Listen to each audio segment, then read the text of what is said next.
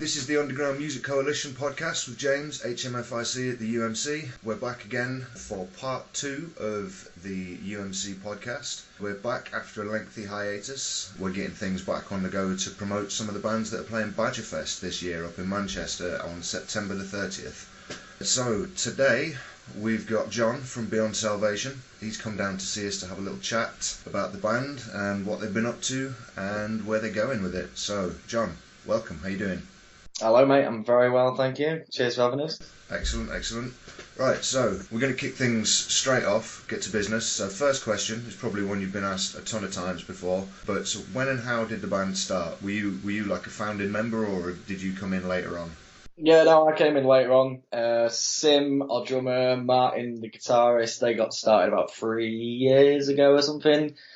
And Carl, bass player, and our first vocalist, Matt, they joined a while later. I came in to just play guitar, but things didn't really work out with our vocalist just for timings and things like that. So I'd sung in like more rock-based band previously. So just to save the hassle of trying to find someone else, I gave singing a go and playing the guitar, and yeah, it seemed to work out. So 2 years on from that moment in time, we're carrying on and things are going well. So rest is history, as they say, really. Have you got a recording out recently, or has it been a little while since the last one? We have literally just, as we're speaking today, I sent the final mix of a new single we're putting out to the guys, and that's all good and sorted.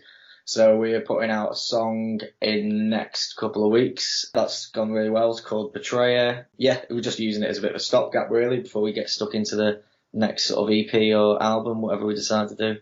Excellent. All right.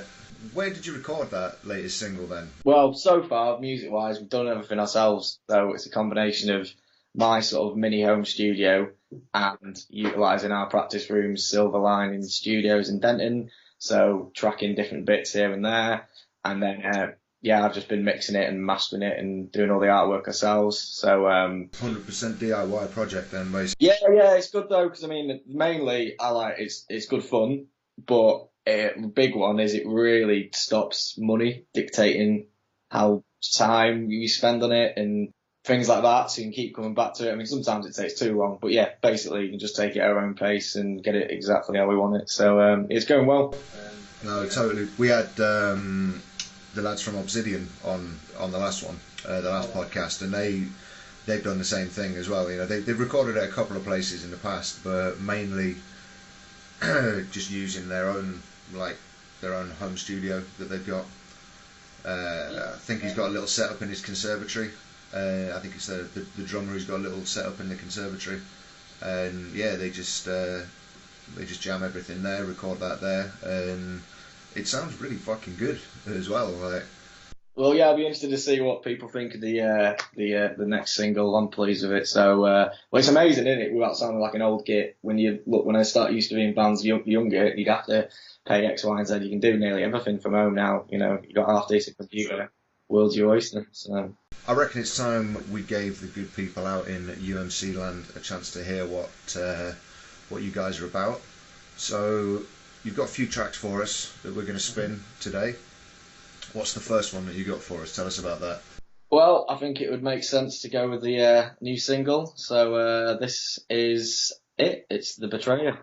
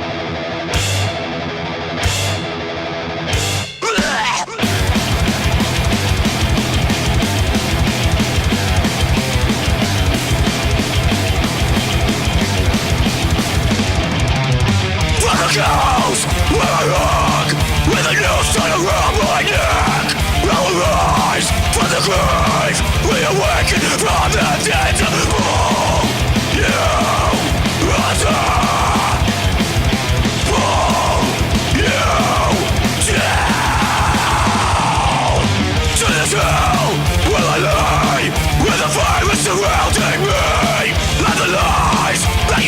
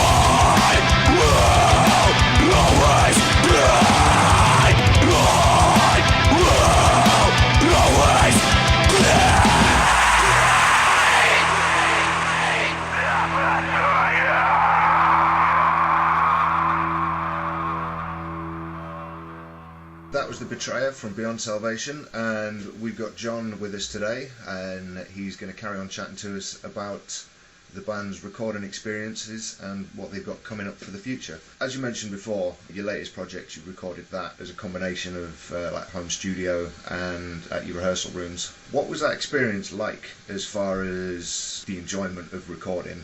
You know what I mean? Like, no doubt you've been to other studios in the past where you've paid and worked with a producer and that sort of thing. What did you find different or more enjoyable, or was there anything that you found kind of challenging to get around that you'd not encountered when working with sort of pros in inverted commas, if you like? No, it was good. It's like it was just a bit of a project, really. Like we said, we do things ourselves, so we wanted to put a song out just between the last EP and our next one, and Betrayer was just flukily the song written after the last 5 and then before the new ones we've got. So we just wanted to put it out just to give ourselves a bit of an experience again, tracking in the studio, myself, and Key with the mixing and all that. So it worked well. We just we spent more time on each part, especially the vocals. I felt more comfortable after being, singing, screaming for a year or so since the last EP. Just layering it up and trying a few more things. So, just gaining a bit more experience, ready for the next EP, really. So, it's been good, yeah. And obviously, I'm a dream to work with, as I'm sure the other lads. Nice. Prior to the track that you are getting ready to release, tell us about your previous release, like an album or EP. Was there like a concept for it, like an overarching theme or anything like that? And Where did the ideas for that and like the title come from? Well, the first EP was called Ascension. Each song stands by itself, but the overarching theme was really trying to take a positive out of a negative situation. So dealing with, everyday bullshit from one extreme to the other, and then hence the title Ascension, just sort of rising from it and trying to become a better person because of it. And I think generally what you do with metal, just enjoy aggression and turn it into something positive, really. All right, cool. So we've covered recordings. On the visual side of things, videos. Have you got any videos out, and where can we find them? We've got a YouTube channel, as I'm sure most of us bands have, but there's mainly live footage on there, and hopefully, again, going back to Betrayer, I'm working on a lyric video for that today, so don't hold me to it. As long as I don't put the air out, that should be finished and going up and going out. So just that will be the next thing, so just check it out for the single of Betrayer. The lyric video should be going along with that. Lovely. So no doubt you'll be announcing that on your social medias, Facebook, Twitter, if you do Twitter. I don't know. Yeah. Do many bands do Twitter these days? I think we've got like a thing where our Facebook's linked up, so anything we post on Facebook goes on Twitter. But if it's over 144 characters, it just chops it off, which is a bit weird. Yeah, I tried Twitter, but I'm too much of a visual person. There's too many words. I need some images to go with it. So Facebook, that's the one to follow us on, definitely. I personally don't think anyone's said anything worth reading that's in under 140 characters. Fair point, yeah. Cool. All right, so time for another track then. Track number 2. What have you got for us this time? The Escapist, which is the first track off our debut EP, Ascension. So probably the one song I'd say is a staple in our set. Usually 9 times out of 10 it's going to be in there. Fast, thrashy, to the point, and good fun to play live. So this is The Escapist.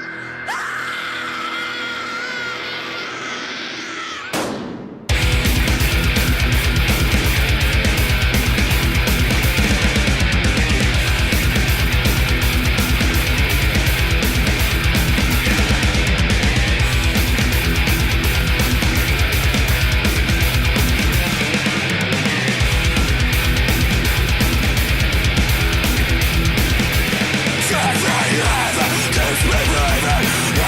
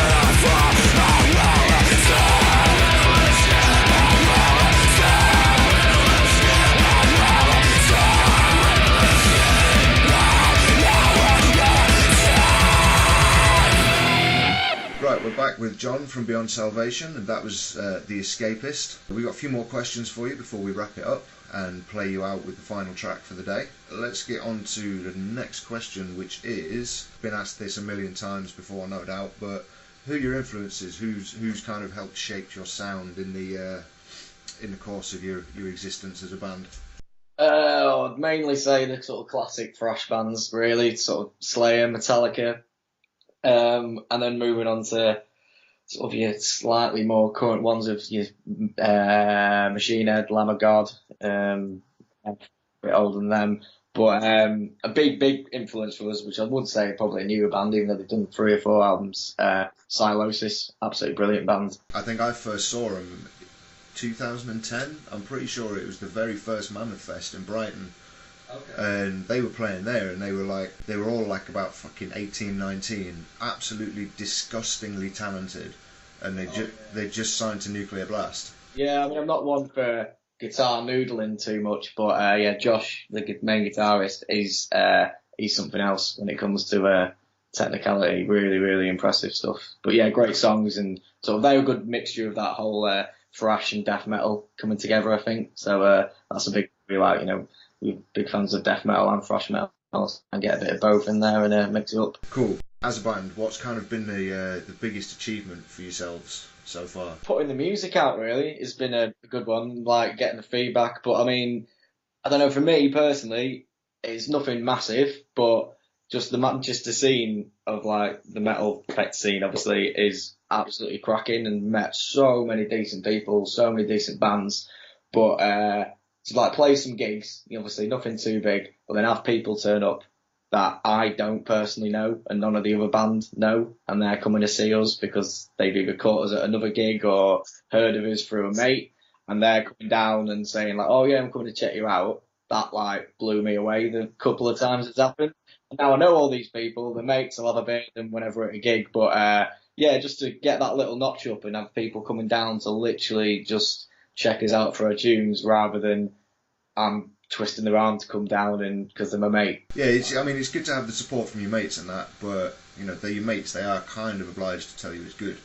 Yeah. But yeah, it does kind of like validate what you're doing a little bit when you get total strangers coming up and bigging you up for it. Certainly. Yeah, it's cool. And like I said, and then they become like mates, and like I said, it's really not just the bands, but there's a good bunch of lads and girls that all go really support the local scene in Manchester. So to get to know them, and then yeah, been cracking. So like I said, just sort of getting into that sort of scene and everything feels like a really good thing to have done with the band over the last couple of years. Yeah, Manchester's absolutely killing it at the moment. There's some really active promoters who genuinely seem to want to look after the bands as well.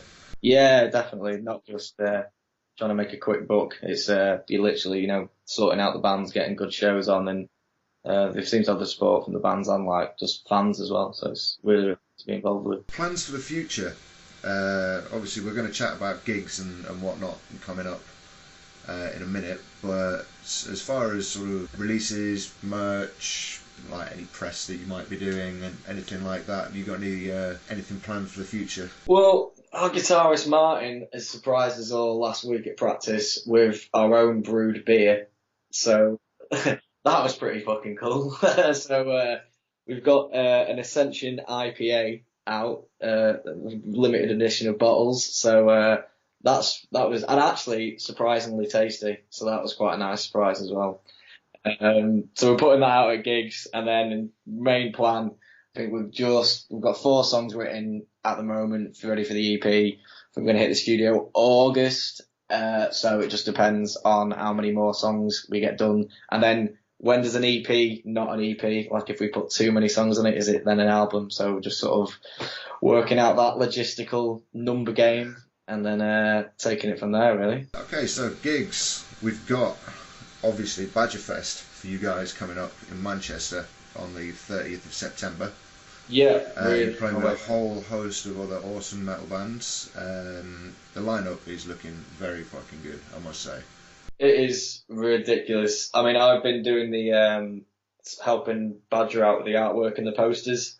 So I've had a sort of a sneak peek before, the announcements have been coming out and all that, and yeah, it's fucking great. I think we played with most of the bands on there, maybe not two of them, but the ones we haven't, I know of, very well. So it's going to be stonking, really, really, really good. Very excited about it, and yeah, again, obviously not all the bands are from Manchester, but it is a very, very good example of the underground metal scene in the UK at the moment, I think, and really hoping to get some good coverage, not just for the bands, but for the guys that have put the hard work in getting the event together. Should be cracking. Whereabouts are you on the bill? Seeing as I designed the poster, I should really fucking know this. But I think we're fourth up or something like that. So yeah, nice sort of slot. No, I don't have it here yet. So I think fourth on or something like that. So roughly about the middle-ish then? Yeah, early first half, I'd say, and then I think it's Amethyst after us, I think. So might go Summer Dark, us, Amethyst. I'm not 100%, but yeah, nice little slot, so I can get warmed up by watching a couple of the bands play, and then enjoy hopefully a sunny day in Manchester with a few beers and the rest of the bands, and that's the plan. But can't guarantee the weather though, can I? So, no, sadly not, especially in the northwest, man. Right, so aside from Badgerfest, have you got any other gigs coming up that you want to shout about, or any shout outs you want to make to folks out there in podcast land? Yeah, it's not too much. I mean, I've just had a baby. Well, I didn't personally give birth to the baby. My wife did that. So we haven't got too much on the gigs. We're just like writing mainly at the moment, but that's done and settled. So we have got a gig coming this Thursday. Whether that'll be too late to shout out, but that's with Dead Man's Bastard, Amethyst, and Summer Dark. So it's kind of like a sneak preview of Badgerfest in itself. So that's going to be great. But yeah, we're always open to gigs really. So it's one thing, just anyone needs to find a band, just drop us a line. We kind of quite like the whole last minute sort of thing, just, turn up and help anyone out, and then just like that thing, you plan a day out, it can be shit, but if you don't know what you're doing, you suddenly go to a barbecue, you can have the best time of your life, can't you? So 100%. Same with gigs really. So that's next Thursday, the 29th? 29th it should be, yeah. June, yeah. Where's that? That's at Rebellion, so cracking venue in Manchester. It's where they've been doing all the Metal to the Masses stuff in finals today. So yeah, really good venue, good stage, and always good turnout. So yeah, looking forward to it. Wicked stuff. Right, so we're out of time for this edition of the podcast. I'd like to say thanks to Jon from Beyond Salvation for coming down and chatting to us today. We've got one final track from them to play you out with. So, Jon, do you want to tell us about this? Yeah, this is the title track off our debut EP, Ascension. It's a good one to close with. So enjoy, and just keep us following us on our Facebook. So Beyond Salvation Thrash, and look forward to meeting you again, mate. Nice one. Thanks for coming down, man. Jon from Beyond Salvation. Check those guys out at Badgerfest, Manchester, 30th of September. Get on it, you'll not be disappointed.